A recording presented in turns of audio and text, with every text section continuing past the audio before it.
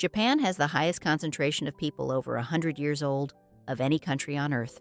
Not a little higher, significantly higher, and researchers have been going there for decades trying to figure out why.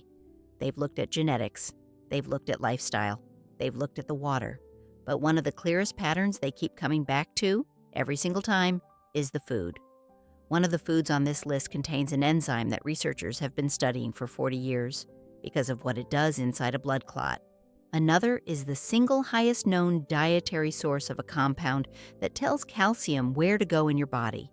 Get that wrong, and the calcium ends up in your vessel walls instead of your bones. Most people have never heard of either of these foods. One is a leaf most people walk straight past at the sushi counter.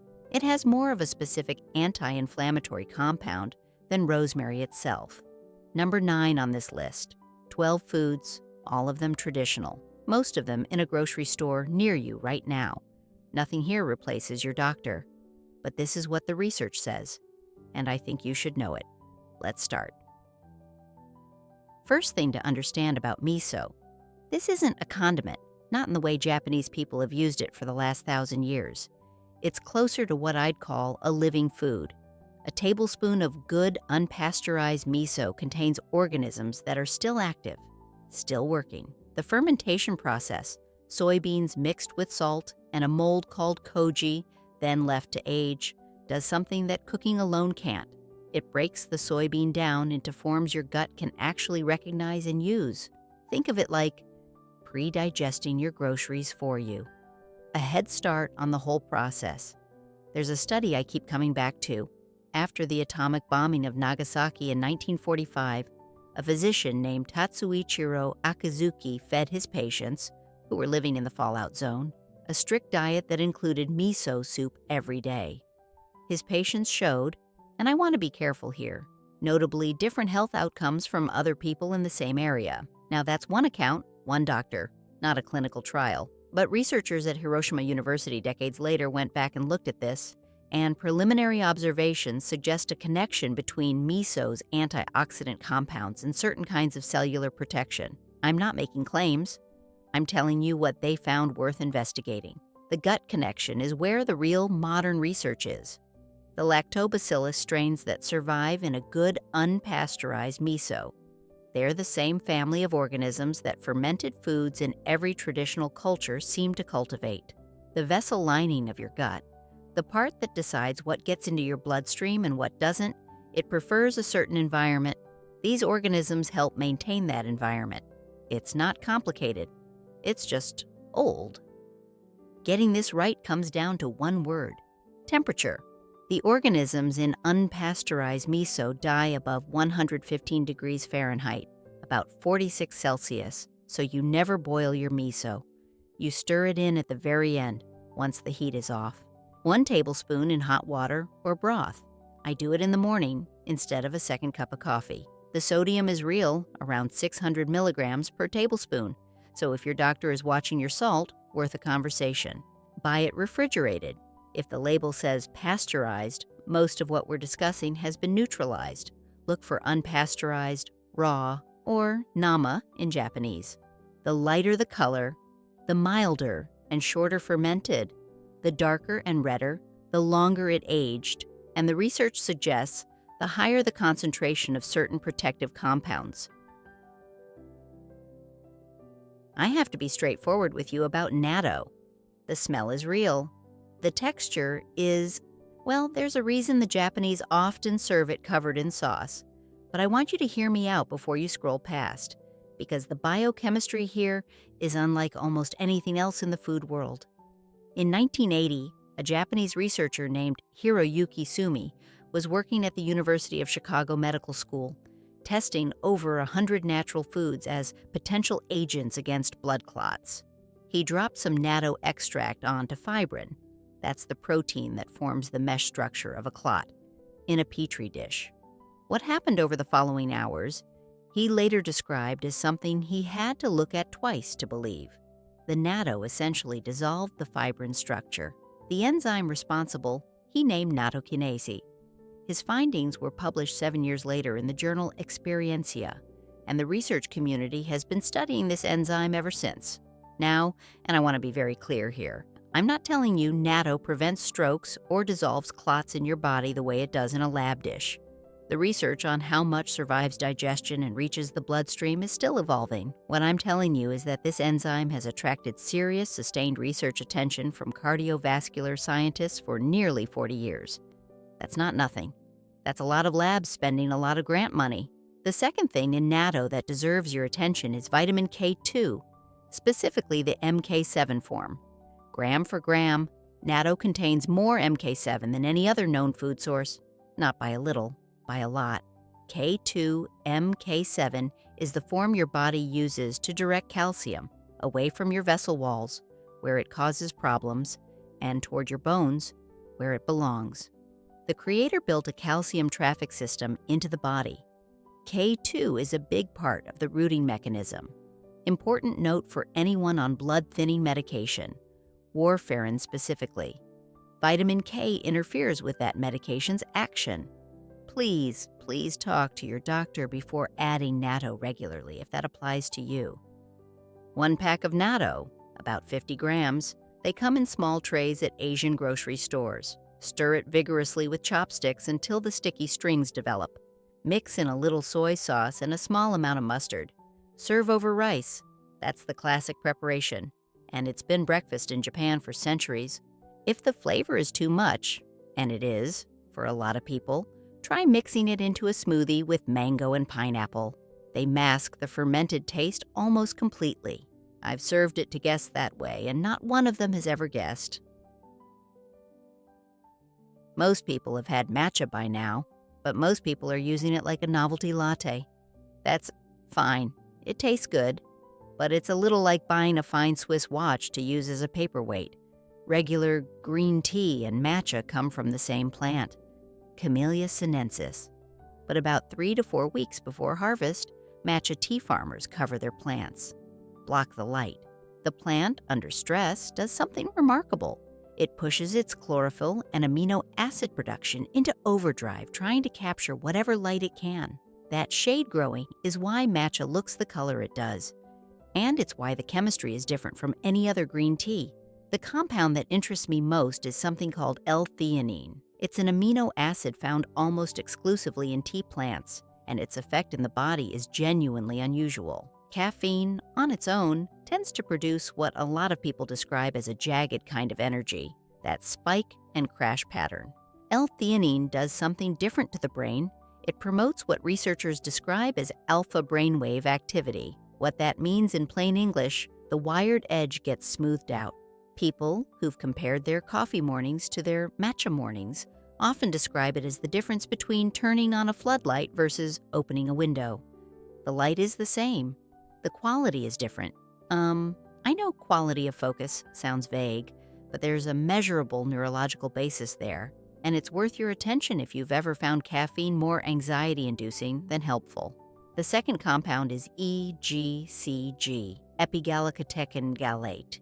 It's the most studied polyphenol in green tea, and the research is extensive enough that I genuinely struggle to summarize it fairly in 2 minutes, the short version.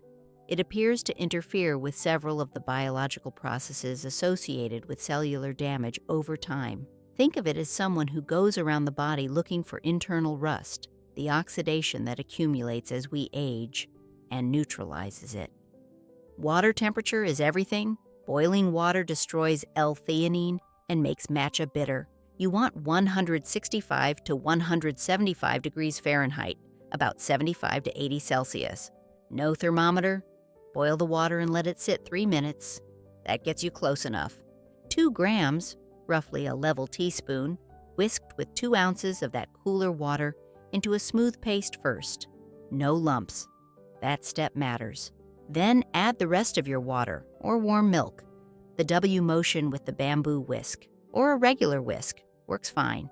I do a cold version with oat milk over ice in summer. Works equally well. I grew up eating regular white button mushrooms, bland things. I didn't think much about mushrooms as food until a colleague of mine, this was back in my nursing years, mentioned that her Japanese mother had never bought a vitamin D supplement in her life. She pointed to the shiitake mushrooms drying on her windowsill. Said her mother put them out every sunny day. Mushrooms are genuinely unusual in the plant kingdom. Well, they're fungi, technically, but work with me here. When exposed to UV light, they produce vitamin D2. Not in the same amounts as sunshine on skin, but measurably. The key is sun-drying them gill-side up, not just shade-drying. A few hours of direct summer sun can increase their vitamin D content significantly. Research from Boston University School of Medicine has documented this clearly. Significantly. But the compound that draws the most consistent research interest is something called lentinan. It's a beta-glucan, a type of long-chain sugar structure found in the cell walls of shiitake. Beta-glucans in general are well studied for their interaction with the immune system. They don't stimulate it like a switch. They more modulate it, help it calibrate. Think of your immune system as an orchestra. Lentinan isn't adding more instruments. It's helping the conductor keep time. There's also eritadenine, a compound that appears in shiitake but not many other foods. Studies suggest it has a role in how the body manages cholesterol metabolism. The mechanism is different from statin drugs, which I want to be clear about. This is not a pharmaceutical substitute. But the traditional practice of eating shiitake daily in Japan makes more biochemical sense once you understand what's actually in them. Fresh shiitake, stems removed, they're woody and don't cook well. Slice the caps, sauté in a little butter or olive oil over medium heat. Salt at the end, not the beginning. Salting early draws out water. You get steaming instead of browning. That browning is what you're after. The Maillard reaction, the food scientists call it. Your grandmother probably called it getting the color on it. Same thing. Dried shiitake are perfectly fine. The nutritional profile concentrates somewhat. Soak in cool water 20 to 30 minutes. Don't discard the soaking water. Pour it into your broth. That liquid has leached out the water-soluble compounds you're interested in. When people ask me what the most underrated protein source in the Japanese diet is, it's this. Every time. Edamame, young soybeans, harvested before they harden. Here's what most people don't realize. A cup of shelled edamame contains about 17 grams of complete protein. Complete, meaning it contains all 9 essential amino acids, the ones your body cannot manufacture and must get from food. That profile puts it alongside meat, eggs, and dairy in a category most plant foods simply don't occupy. Now, I want to be nuanced here, because soybeans have had a complicated reputation in some circles. The isoflavones in soy, genistein and didzine, are phytoestrogens. They loosely resemble the hormone estrogen in structure. Some people hear that and get nervous. The research picture is more specific than the headlines suggest. The traditional Japanese intake of soy, in forms like edamame, miso, and tofu, appears well tolerated across populations that have eaten it for generations. The highly concentrated isoflavone supplements are a different matter. Whole food, traditional preparation, normal dietary amounts. That's what we're talking about. Generously salted boiling water. More salt than you think is necessary. It should taste like the sea. Drop in fresh or frozen edamame pods. 4 to 5 minutes. Not more. Drain and hit them immediately with coarse sea salt. That's it. The Japanese eat them exactly this way. Straight from the pod. As a snack. Simple. Okinawa, the island cluster in southern Japan, had some of the highest concentrations of centenarians ever recorded. Researchers studying the traditional Okinawan diet found something interesting. Seaweed wasn't a side dish. It was a daily staple, eaten in amounts that most Westerners would find startling. The compound group that draws the most current research interest from seaweed is called fucoidins, found primarily in brown seaweeds like wakame and kombu. These are complex sugar structures that appear to have notable interactions with the immune system. The journal Marine Drugs has published an ongoing body of work on this. Preliminary observations, I want to be clear, not finished answers, but the consistency of the interest across research groups is notable. Then there's the iodine question. Your thyroid, the small gland at the base of your throat that essentially sets the metabolic pace for your entire body, runs on iodine. The traditional Japanese diet has always provided abundant iodine from seaweed. The average American gets far less. Now, more iodine is not always better. If you have a thyroid condition, the calculus changes completely. And again, that's a conversation for your doctor. But for someone with a typically functioning thyroid eating standard Western food, this gap is worth knowing about. Wakame is the easiest entry point. About a tablespoon of dried per serving. It expands dramatically in water. Rehydrates in 5 minutes in cold water. Rinse it, squeeze it out, and it's ready for miso soup, salads, rice bowls. Kombu is the pantry staple for broths. A 4-inch strip, about 10 centimeters, into your water as it heats. Pull it out before it boils. What you've just made is dashi, the foundational Japanese stock, the backbone of almost every traditional Japanese soup, and you've quietly added minerals that most Western broths simply don't contain. This one grows as a weed in most of North America and Europe. I've pulled it from my garden beds more times than I can count, and every time, I feel a little foolish for not cooking it. Gobo, burdock root, contains somewhere between 25 and 50% inulin by dry weight, depending on the variety and the season it was harvested. That's a wide range, I know, but even at the lower end, it ranks among the highest inulin concentrations found in any commonly eaten vegetable. Inulin is what's called a prebiotic fiber, different from a probiotic, which gives you the organisms directly. A prebiotic is the food for those organisms. Think of probiotics as the fish and prebiotics as the pond. One without the other doesn't work as well. Your beneficial gut bacteria, the bifidobacterium family especially, actively prefer inulin as a food source.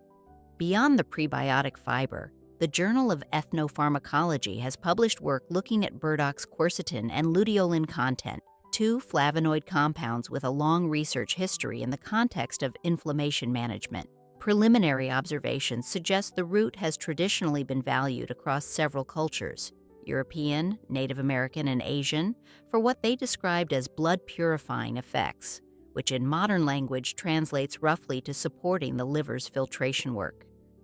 Peel it like a carrot. A vegetable peeler works fine. Then, slice it thin on a diagonal. Keep the slices in cold water with a splash of vinegar while you prep. Otherwise, it oxidizes and turns brown quickly. Sauté in sesame oil with soy sauce and a bit of mirin. The Japanese call this kinpira gobo, one of the most common side dishes in a traditional Japanese home kitchen. Can't find fresh gobo? Dried burdock root is available at most Asian grocers and online. Soak it the same way as dried shiitake, and that soaking water goes into your broth too. Daikon is the radish that Japanese kitchens are rarely without. A long, white root, milder than the red radishes most Westerners are familiar with. And what it does for digestion is something I only fully appreciated once I understood what's actually in it. Raw daikon contains active digestive enzymes, amylase, diastase, and esterase. Now, was it my grandmother or her aunt who first told me to eat something raw before a heavy meal? Well, no matter. The instinct was right. Amylase breaks down starch. Diastase handles complex carbohydrates. Esterase works on fats. Eating raw daikon alongside or immediately after a rich meal is, essentially, giving your digestive system a head start that it would otherwise have to generate itself. The glucosinolates are the other story. These are the same class of compounds you find in broccoli, cabbage, and Brussels sprouts, the whole brassica family. When the plant is chewed or cut, these glucosinolates convert to isothiocyanates, strong compounds, strong taste, and one of the more consistently studied plant compound groups in current nutritional research. Potent. Raw daikon, grated fine. That's the preparation. The traditional Japanese use is called daikon oroshi, a small mound beside whatever you're eating.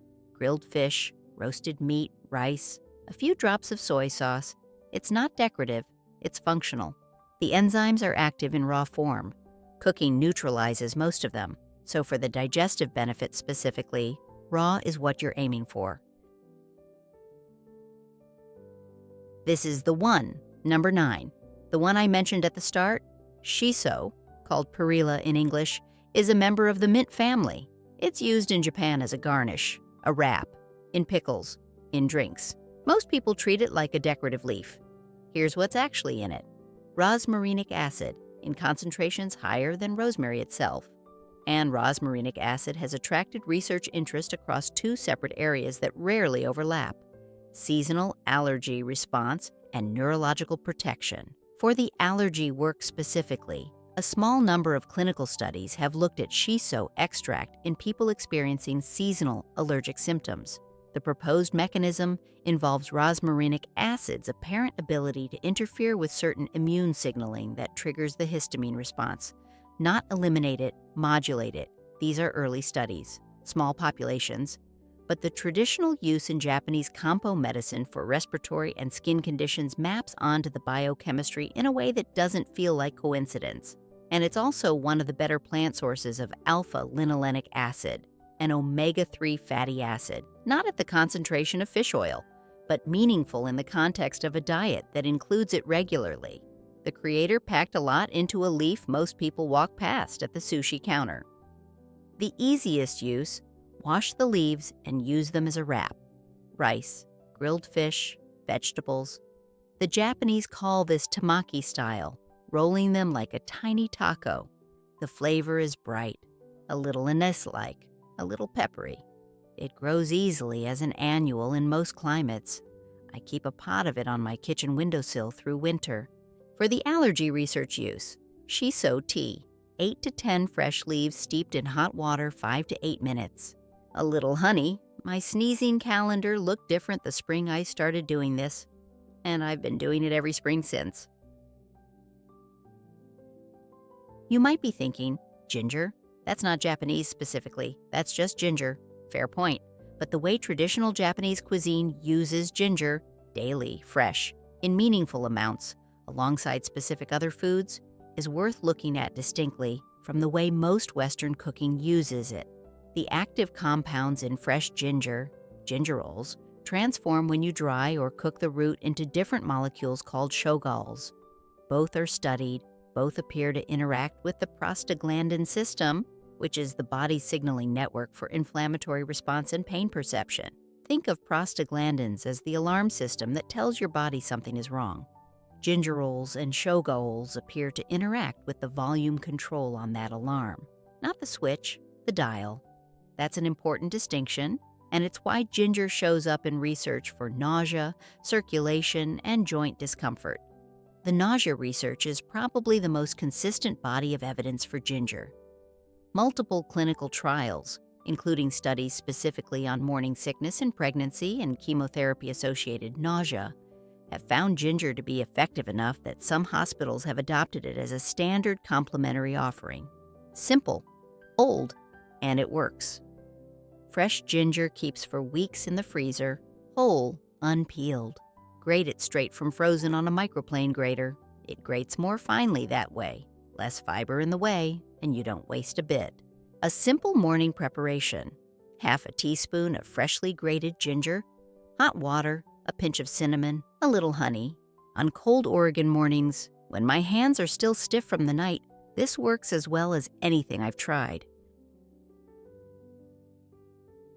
Yuzu is a citrus fruit that looks roughly like a small, bumpy grapefruit and tastes like something between a lemon, a grapefruit, and a tangerine in a way that nothing else quite approximates. Gram for gram, yuzu has more vitamin C than a standard lemon. But the compound getting the most current attention is hesperidin, a flavonoid that's also found in oranges, but in higher concentrations in yuzu, and a bitter compound called nomalin. Preliminary research, primarily from Japanese universities, has looked at nomalin's apparent effects on nerve cell protection. This research is early, animal models mostly, but the traditional Japanese use of yuzu in the bath, yuzu-yu at the winter solstice, for warmth, circulation, and what they described as calming the nerves, maps onto a chemistry that researchers are now taking seriously. Fresh yuzu can be hard to find outside specialty Asian grocers, but bottled yuzu juice is increasingly available. Use it anywhere you'd use lemon, over fish, in dressings, in hot water with honey. The zest is where most of the aromatic compounds are. If you can get fresh yuzu, zest it before you juice it. Keep the zest in your freezer in a small glass jar. It keeps for months and the flavor holds beautifully. Here's something most people in the West don't know. Almost everything sold as wasabi in restaurants outside Japan, including most supermarket tubes, is not wasabi. It's horseradish, colored green. Real wasabi, Wasabia japonica, grows in cold mountain streams in Japan. It's extraordinarily difficult to cultivate, which is why the fake version dominates the market. And while horseradish has its own merits, the specific chemistry of Wasabia japonica is different. It contains a suite of isothiocyanates, particularly 6-methylsulfonyl-hexyl isothiocyanate, 6-MITC for short, that appears in laboratory studies to interact with Helicobacter pylori bacteria. H. pylori is the organism associated with stomach ulcers. Preliminary, lab conditions.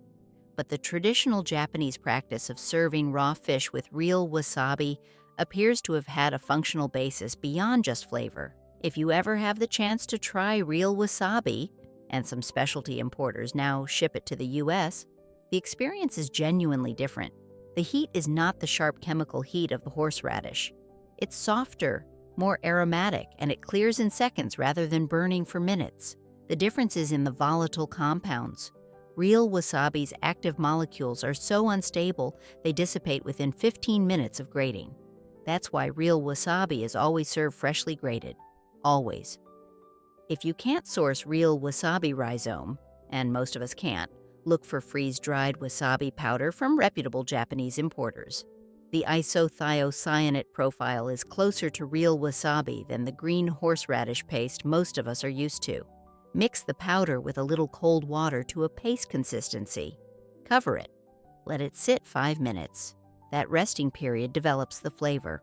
Then serve it fresh. Don't leave it sitting. The compounds that matter are volatile, the same reason real wasabi is always graded to order. 12 foods, and every one of them has been in use in Japan as daily food, not as medicine, as food for centuries. That continuity is worth sitting with for a moment. These aren't supplements or extracts or concentrated capsules. They're things people ate at breakfast, put in their lunch, grew in their gardens, and foraged from their hillsides. I think about the Okinawans sometimes, the real traditional Okinawans, before the fast food chains arrived on the island. The ones who worked in their gardens well into their 80s ate every one of these foods regularly and had a phrase for their relationship with eating that roughly translates to eat until you're 80% full. Not a diet, a daily practice, a way of paying attention. What I want to leave you with is this. You don't need to overhaul your kitchen tomorrow. Pick one. Pick the one that surprised you most, or the one that seems most accessible where you live. Start there. Add it in consistently for a month and see what you notice. That's how traditional knowledge actually transfers, not in great sweeping changes. One thing at a time. Now, I want to hear from you, because there is a specific question on this list that I genuinely don't have a settled answer on. And I'd love your perspective if you've done your own reading on it. The question is about soy isoflavones and thyroid function. There's a plausible biochemical mechanism for an interaction there, and the human study data is genuinely mixed. If you have personal experience with this, or if you've read something I may have missed, put it in the comments. The most useful conversations I've had about this topic have come from this community, not from journals. If you found something here that you're going to use, hit subscribe. I post every week, and everything I share is grounded, not in enthusiasm, but in the same critical eye I used to bring to a chart at the nurse's station. The standard doesn't change. Take care of yourself, take care of your people, and God bless you.